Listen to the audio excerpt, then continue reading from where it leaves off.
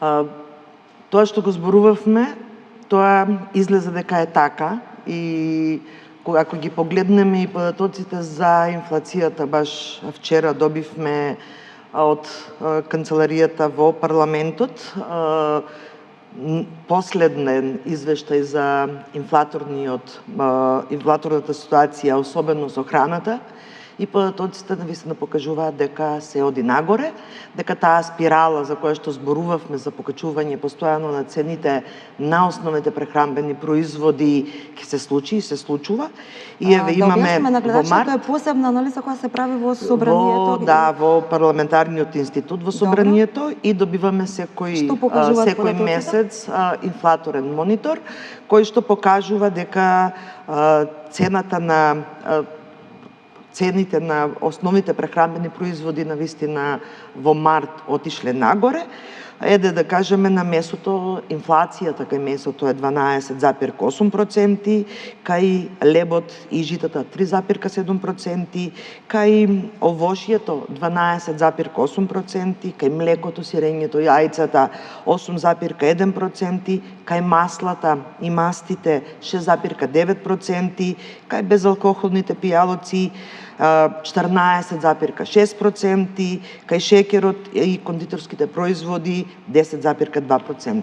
Тоа покажува дека владата не превзема никакви мерки за да може да го заштити животниот стандард на граѓаните.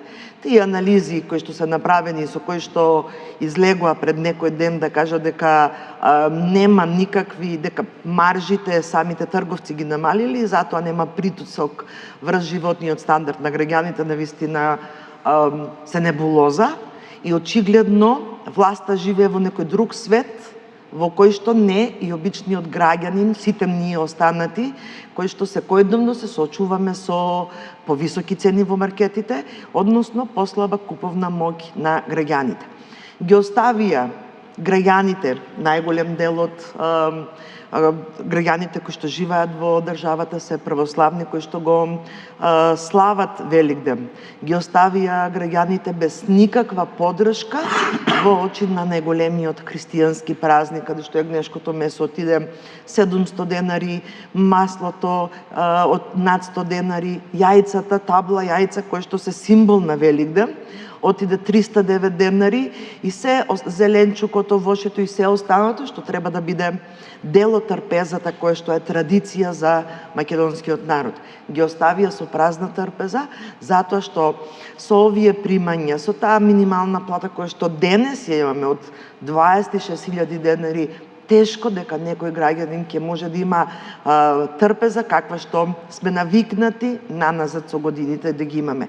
И од тие причини, вие рековте мерките.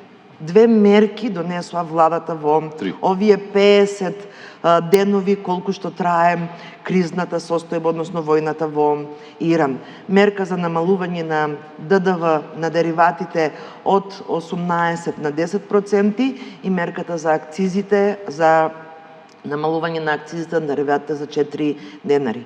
Ние во собранието поднесовме еден Ќе зборуваме за тој сет, само